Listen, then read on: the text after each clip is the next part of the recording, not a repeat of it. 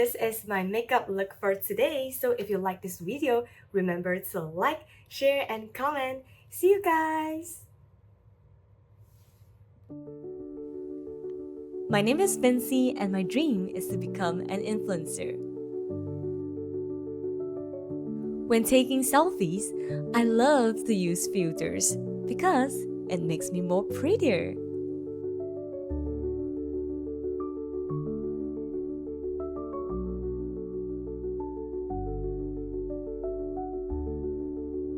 What I enjoy most is looking at the photos of the influencers on social media and compare their photos with mine.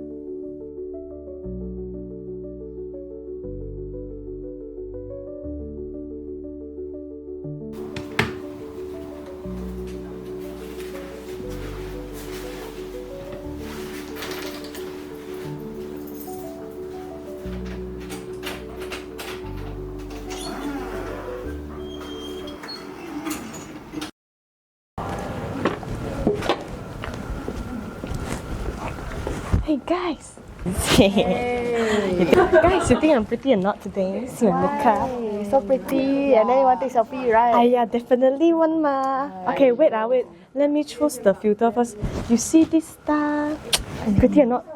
Oh, you think this cat? No, why you want use filter? Oh, use original camera. Use filter ma, can cover your acne and also your scars. You guys don't know one lah. Never mind. We take first. Ready Okay, 3, 2, 1. Oh, see, so pretty. You're so white. You see? No more acne. So unnatural, you see. Yeah, use original camera. Got me. Never mind lah. I think I pretty enough can lah. Okay lah. Huh? Why so less people see my story? I'm not pretty, meh? But I think this selfie I'm pretty enough. Or the selfie looks not nice to them. Wow, why the influencers always receive so much likes from people? When can I become like this popular too? I feel so frustrated.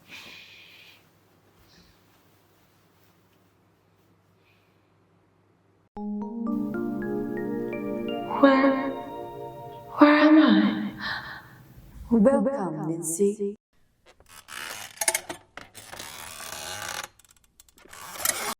We have been waiting for you. You are in the echo room, where your online thoughts echo back at you. This is just a dream, right? Maybe.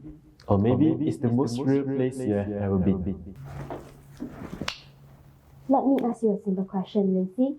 Does those likes on the social media truly makes you happy? I guess they used to. But now it feels like I need more and more likes. That's the paradox. Social media gives you pleasure. Sure, but at what cost? According to Jeremy Bentham and John Stuart Mill, the right thing to do is what creates the greatest happiness for the greatest number. But happiness isn't just dopamine, it's well-being. And if social media causes more suffering than joy, something's off. In 2021, whistleblower Frances Hogan exposed Meta's internal studies showing that Instagram was worsening body image issues in teenage girls. One slide stated, "We make body image issues worse for 1 in 3 teen girls." Despite knowing this, the company continued promoting features that emphasize appearance, like filters, explore feeds, and comparison-driven content. Next, in the United States, TikTok was sued by several families after children died attempting the blackout challenge, a viral trend encouraging users to choke themselves for whales. Plaintiffs argue that TikTok's algorithm pushed the challenge into young users' feeds, even if they haven't searched for it. TikTok's defense? We didn't start it. But utilitarianism asks, did your design prevent harm or allow it? Next, as you can see, in late 2023, 41 United States and territories filed lawsuits against Meta and TikTok, accusing them for designing platforms that exploit young brains with features that mirror gambling mechanics, such as infinite scroll and unpredictable rewards. The lawsuits argue that these apps knew the mental health harms but prioritized engagement over ethics. A systematic review by Kills and others analyzed 16 high-quality studies in 2020. The result? Heavy social media use is consistently linked to depression, anxiety, and psychological distress among adolescents. Not in all users, but enough to be significant. It's not just you, it's not just me, it's the system. Platforms reward the appearance of happiness while many users spiral in silence. Utilitarianism doesn't say delete everything. It asks us to evaluate the net utility. Do these platforms, as they exist now, contribute more to collective well-being or to widespread harm? When the harm outweighs the joy, we must question the ethics. But change is possible. Imagine algorithms built to prioritize authenticity over virality, or time limits, rest reminders, age filters, design that supports mental health. That's how we tip the scale back toward happiness. Utilitarianism isn't about banning joy. It's about building a world where joy isn't poisoned. If the pain outweighs the joy, is it really worth it? No, I don't think so. Platforms are designed to keep you hooked. They know when you scroll, stop, and sign. So, they know I'm struggling? They do. But do they care? This is a moral question. Their duty is to protect you, but what happens when a profit comes first? Let me show you the case. In 2021, an internal document from Meta, the Instagram parents company, were leaked. And what did they show? That is a quote. We make body image issue worse for 1 in 3 teenage girls. That was not from critics. It came from their own research. They knew that Instagram was harming the teenage girl, hurting their self-image and increasing the anxiety. But they stay silent. Why? Because the algorithm is working.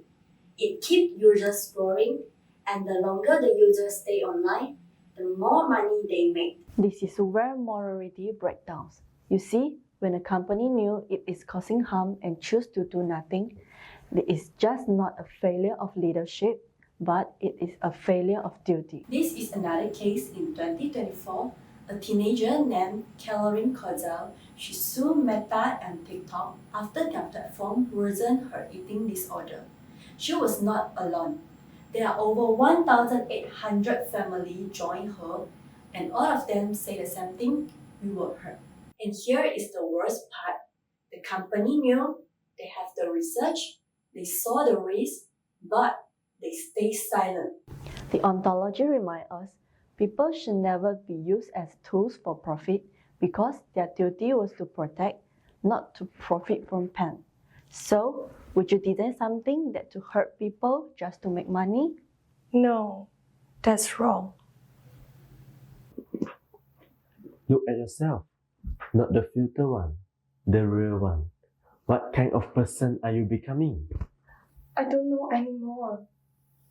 I used to be kind, but now I just feel jealous, tired.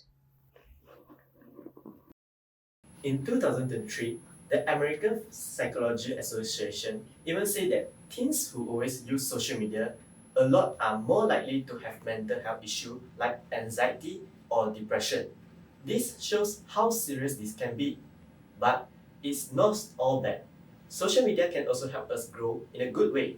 For example, there are also support groups online where young people help each other with mental health that teach empathy, and some people also use platform to fight for justice like Greta Thunberg and the climate movement that shows courage. Next, in 2022, the Pew Research also say that the most teens feel more connected and supported because of the social media. So yes, social media can help to build good values too, but only we use it the right way. So the big question is, are we becoming better people online, or are we letting those apps to turn us into something fake? If we keep practicing kindness, honest, and courage even online, we also can become better human beings. That's what Aristotle believed. It's all about practice. Social media isn't all bad. It can build empathy, inspire courage. But it's your choice that shape who are you. I want to be someone real again. Vincy, have you ever wondered if you never posted again, would you still exist? I don't know. Sometimes it feels like nobody sees me unless I'm online. In a world dominated by social media, young people are constantly surrounded by idealized images, viral trends, and the pressures to gain approval. Self-worth becomes tied to likes, views, and followers. But what happens when the approval fades, when the filters came off? Identity is not fixed from birth, it's shaped by choice, actions, and the courage to live more authentically. However, in social media, people often perform instead of showing their true self. They choose the ideal version of themselves, and likes, views replace the meaning of life, and the audience becomes the judge. Take the case of Adana Onius, an 18-year-old teenager from Australia who once had 500,000 followers in Instagram. But in 2015, she shocked the internet by deleting thousands of posts and renaming her account "Social Media is Not Real Life." She revealing the truth behind her perfect life and spoke out the pressures, the emptiness, and the addictions to validations. She was not expressing herself, she was performing to validations. Her decision to live wasn't weakness. She chose to step away and live more authentically, even if it meant being unseen. Existentialism reminds us authenticity can be reclaimed through conscious digital choice. Limited screen time, curate meaningful contents, and unfollow toxic accounts. And the most importantly, reflect on who you want to be instead of who you think others want you to be. You're not your likes, you're not your contents, you're your choice. Live more authentically even when nobody's watching. Alright, so I choose to log off for now.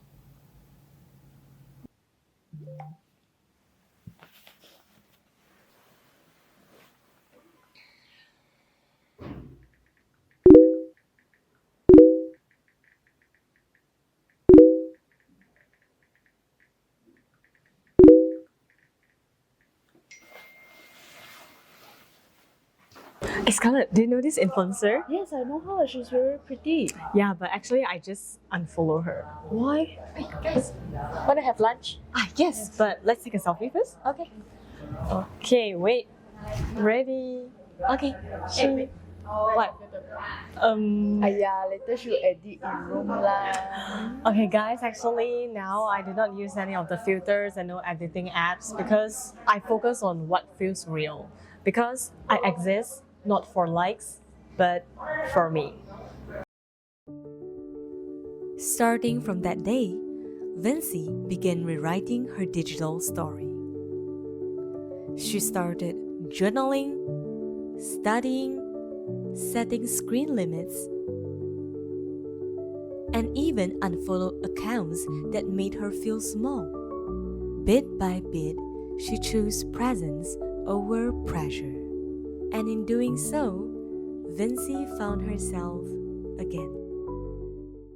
Social media is not evil, but it must not define us.